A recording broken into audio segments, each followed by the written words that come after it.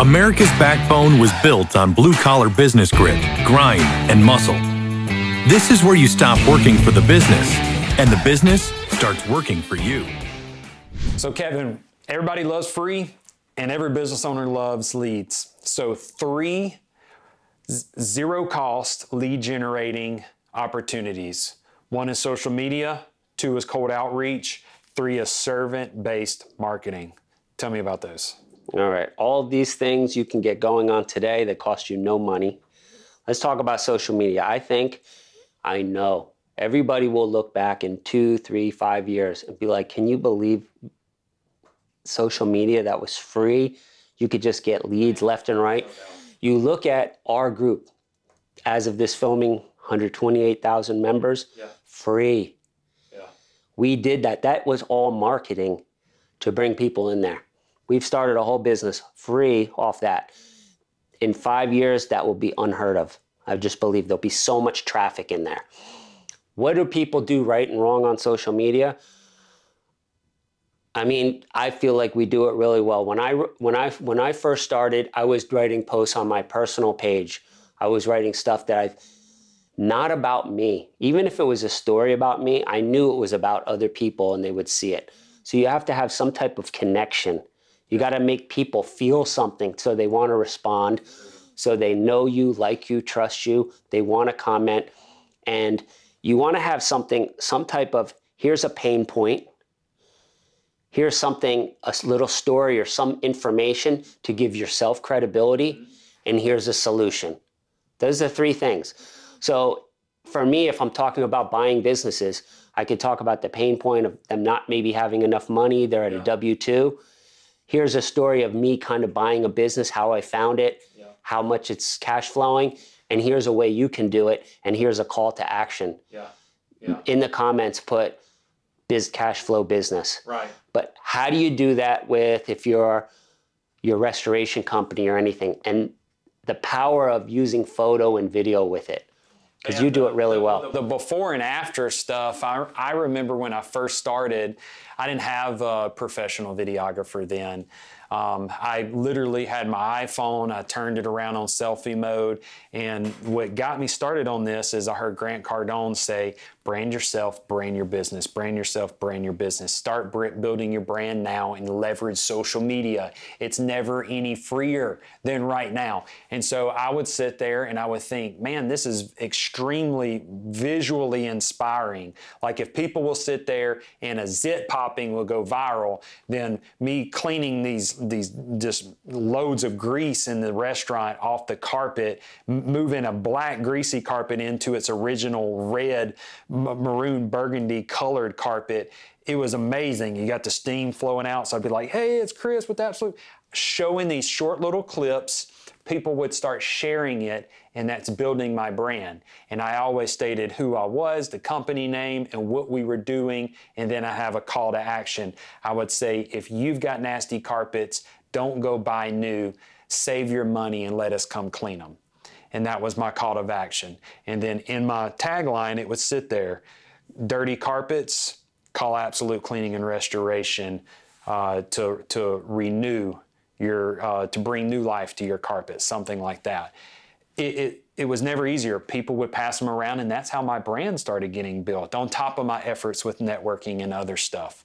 So the way we built Blue Collar Millionaire, it was sitting there talking to their pain. It was sitting there sharing our journey, letting them know that we relate to them. We understand how lonely it can be, how tough it can be as a business owner, managing customers, managing team members, managing the cash flow, and constantly staying ambitious so that you stay on an upward climb. We would share, hey, here's the obstacle, here's how we overcame it, and then we have a call to action because we want them to share the community so that the community gets bigger and more robust and more active. So we would say, comment this. Social media is the untapped, just marketing gold mine, but most people do it wrong. They talk about themselves, or they'll say, today I want to tell you about, let me tell you about, don't tell me you want to tell me about, tell me. Just start talking and tell me. So if you'll sit there and just put out, what what is relating to them, what problem they have, state their problem immediately, and then state the solution behind it. I don't want to know your name. I don't want to know your company name in the beginning. I want to know the problem that I have and how you're solving it. Then you can tell me how to contact you. Absolutely. Here's another way you could do it. Like, anybody could do this. Say you're a pressure washing company. You see some people post before and after. That's okay. You might get a job off that. I would do the before and the after, but I would have a video sped up, step by step. You do it with your before and after houses. I love watching them. I'll watch it not just because you're my buddy. And I would have maybe in the corner me talking, telling you what we found. We found algae on the back. We hit it with the 190 PSI, whatever. I'd be talking this kind of technical, but make it interesting while they're watching it. So they're hearing my voice. And then at the end, I would let them know, hey, if you're in the Tupelo area, we come out, we're fully insured, we'll knock it out. We got a list of 100 references, anything like that. Why do that? Because you become the authority. You become the authority. They're watching it visually. And let's face it, we all like watching that. We've all watched houses be flipped and stuff. We watch these things. Same thing, if you can apply it to anything, pressure washing, tree guy, even real estate investors who raise capital. I don't understand why they just say, hey, I'm paying 10% and doing that. And they probably get some comments. If I were them, I'd be showing case studies. I always show case studies of business I bought. See, they get off that, and that's why they comment cash cow, because they're like, this guy's done it.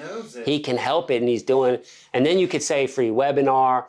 You could, whatever you're going to do for your business. Free estimate is kind of whap pump. You could say anything you want, but that's how, if I was going after apartment complexes and I was a pressure washer, I would be showing apartment complexes, all right? And then I'd be showing them that. It's just easy content. It takes longer, but write it. It's like you're handing in a report. Make sure it's written well. It's easy to read. It's not all cluttered. It doesn't have misspelled word. Take your time. It's your brand. Yeah, so it's free, and people share this is how things go viral. Share, brrr, everybody's sharing, and that's what you want. And you know when you start getting shares that you've got hot content. So, all right, social media is number one, easiest, lowest hanging fruit. Just start making posts, educating, showing your case studies, and using your phone for video and pictures, using CapCut app to edit those videos and pictures. And now you've got an amazing looking video to post with some text. Focus on the pain point, focus on the solution for the pain point, and then give the call to action. Call now, comment below, whatever. And the solution can be a case study of you doing it for another customer. Went to her house, she had all this, blah, blah, blah. Tree couldn't, and you just make yourself the expert and you do it. People will listen to and watch it and do it. And it becomes your website, because when I look up a company and I see them on Facebook, I click on them. I'm looking for a new landscaping to do my lawn. If I see a ton of video and everything, does it make me feel more comfortable? Of course. Absolutely. I love video advertisements. Okay, number two, cold outreach. Cold outreach, the copy. Man, this is a long one. I mean, this goes from text. Methods of, okay. All right, so here's how can reach people. Text, email, call. We'll call Instagram text the same as text. How do I get their email? How do I get their phone number? Phone number I can text or call from. The best way to do it is decide what your target market is, who your avatar is. I'll use apartment complexes for, again, you'd go on. If you have no money, just go on Google. Put your name in, apartment complex, Tupelo, get them all in there. Go in there, look at their websites, go into contact us, get their email, get their phone number. Go into Hunter.io. Hunter.io, if you put that website in there, it will tell you all the emails associated with it. You get their phone number. If you want to hire somebody to help skip trace, get their cell phone. This is not, you could do this for free on your own, but you could pay very little to get it done, $100. Now you got to reach out to them. Don't reach out with bland, boring, nobody gives a shit stuff. What are you bringing value to? It has to be similar to the copy you're doing on social media. You got to be very specific with them. You want to know their name. If you're going after an apartment complex, you want to know the name of the apartment complex. Or if you're going after a business, if I'm messaging you and I want some job at this building, I'm going to know Chris. I'm going to know Absolute. I'm going to know the address. I'm going to tell them some type of reference that makes you feel like I do other places in Tupelo, maybe a neighboring property. Some things that when you read it, you're like, that was to me. That wasn't some spam shit. We all get spam in our email and text. What do we all do? Delete. You can read it. You can tell it by the subject. I preview the subject line, and then the body of the message, there's that little preview. It's immediate. Click, click, click, click, click. Trash. Yeah. Like I clear them out every day or two. And so there is a spam way of talking, and you've got to find the unique way. Cold outreaching to one of those apartment complexes, I'm going to have the name of the thing, and I'm going to have something gutter issue building L or something. Yeah. Or some address within their community. Say, well, how do you do that at scale? First of all, you could do it very fast. Gutter issue building L. That's slick. I like that. I mean, it's hard to not read that if you have a build. They do have a building L. Gutter issue. That's like a scare, a fear. I had somebody tell me fear was the most prominent emotion. It's the strongest emotion that people have is fear. Building issue just struck fear in me if I was that building owner, that landlord. Yep. They open it. And then when I get in there, I don't do, we've been in business since 1998. Nobody gives a shit about you. Trash. Do your thing. Hey, for us, it might be, notice you have debris on all those back buildings. We did a neighboring project. I name it. Drove through there. Want to see if we can bid on that. Like, that hits hard. Because it's so specific to them, and I'm the only guy doing it. But you could do that with any business. Take your time. The days of just letting 10,000 emails go at one time and hoping they're long gone. Same thing with spam. There's all kinds of texting rules now. Yeah. Even social media, right? There's a million things in their feed. You have to do something to stick out. So the person who puts in the most effort is going to get the most result. So in anything, if I'm texting potential subcontractors, I'm emailing contractors, or I'm calling them, I'm going to have some type of, we'll call it hook, something specific to you. And I'm going to take a little more time. It's better to make 50 specific type things than 500 spam shits. You have more of a competitive advantage when you're small and broke because you have to be more personalized. You're going to be more personal and more involved, which makes it more personal compared to when you're trying to find a way to automate it and it has to be more generalized. Your close ratio is going to drop when you generalize it, but when you can sit there and you're looking at that person's LinkedIn profile, at their Facebook profile, after you found their name and email on their website, and then you can call them by name. You can see that they're interested in so-and-so stuff. You know they've got a building L in their community if it's apartment complexes. Like, all of that stuff adds up to a response and helps you stand out. I mean, it's brilliant.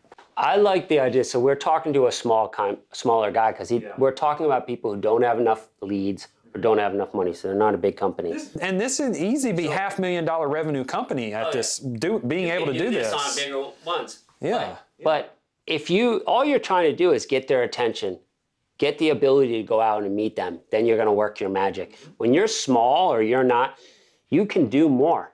So when I was really small and I went to these apartment complexes, I'd meet the manager and they'd say, yeah, you can give it a bid. I'd say, I walk around and I say, hey, when I was out there, on building B, I see that downspout falling. I got my ladder. That drives me nuts. I'm going to put that up for you. There's no cost. I got to just do it. They would just be like, what? And then I'd be like, yeah, I'll send you the bid tomorrow. This is before, like. Right. Or you could do and they were like, okay. I got so much goodwill off that. What did it take me? It took me 7 minutes to go up there and put a couple screws in there. Right. I would always find that. I used to do that back in the day as a landscaper. When I gave free estimates, I would find stuff. I say, you got that dead bush drives me nuts. I'm going to pull that out right now and throw it in the back of my truck. They're like, really? I'm like, yeah, I got to take it. And they're like, yeah, you know what? You're at 40. We have some lower. We'll take you. Wednesday, I would do it all the time. It's the power of. It's that goodwill. of being, you could do this if you're a $10 million company. Yeah. It's, if you're saying it's more competitive, you need more leads, offer more value. You're there. Don't be so quick to get back in your vehicle. Take 6 more minutes. Especially when you've got something that you're going to get that's got a high lifetime customer value. You get repetitive business from them over and over again. I mean, it's just silly not to give something for free to get that goodwill. All right, number 3 is servant-based marketing. So I love this. This really pulls into networking. Networking is the third free way to generate leads. It's free in the sense of it doesn't cost you money, it does cost you time. All this stuff's costing something, but it's time related right now. So, but most people network wrong. You know, I go to BNI networking events. They have chapters in almost every city, multiple chapters in most cities. I love to go to Chamber of Commerce, ribbon cuttings and stuff, and sit there and meet other individuals. But I see so many people, they will sit there and meet you for the first time. They'll hand you a card and say, if you ever need any ... whatever it is that they offer as a service or a product, reach out to me. I would love to have the opportunity. It's all about them, them, them. Here's how you set yourself apart. You sit there, you get their contact info, you do a little bit of research, and then you send them what they're looking for. If they're a plumber, then they want customers. If they're an insurance agent, then they want customers. They also would love reviews, because reviews drive new customers to them. So I'm sitting there trying to figure out what I can give to them first so that I can build that goodwill, I can get that rapport, I can kick in the law of reciprocity way before I ever ask for anything. So how do you know what they like?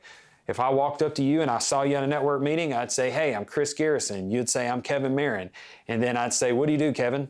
And you'd say, we clean gutters. I was like, really? How long have you been doing that? Oh, awesome! You've been doing that for years. Where do you clean gutters at? What does your business structure look like? You got employees out there doing it, or what's going on? Then as you start, I'm getting interested in what you're saying, and I'm learning what you're interested in. And then I'd say, who's your best customer? Great question to ask. I love asking that question because now I'm going to hunt down their best customer. Yep. And I'm resourceful enough where I'm going to ask someone else if they know, and if I can find their well of a customer and deliver to them, who do you think they're going to remember? They're going to remember me. And then that gives me the opportunity to say, hey, I just wanted to thank you for your time. Hopefully this customer ends up being a great customer for you. Look, if you ever have customers, if I'm talking to an insurance agent, if you ever have customers that have a water or fire claim, we would love the opportunity to show them the absolute difference. We want to make sure that they get the same customer service from us that they get from you. So just keep me in mind. I'll circle back around. Hope you have a good day. And I'll leave it at that. Yeah. I guarantee you I get their next customer. What did we talk about at lunch today? And I got it from Dale Carnegie's classic book, How to Win Friends and Influence People. People's favorite word is their name. Their favorite subject is themselves. So when you're talking to people, interested people are interesting. Be interested in the other person. We've all gone, and this happens more times than not. If you go to a networking event, you talk to 10 people, 8 of them are going to vomit all about them. Yeah. I was number 1. I took it from 1 million to 12 months. Shut up. Nobody cares. I don't believe you. Yeah. But if you go in there and you ask all the questions, first of all, it's way better conversation because you're going to get a ton of feedback. Yes. And you start asking that person, and then you start thinking exactly, how do I serve this person? How do I help this person?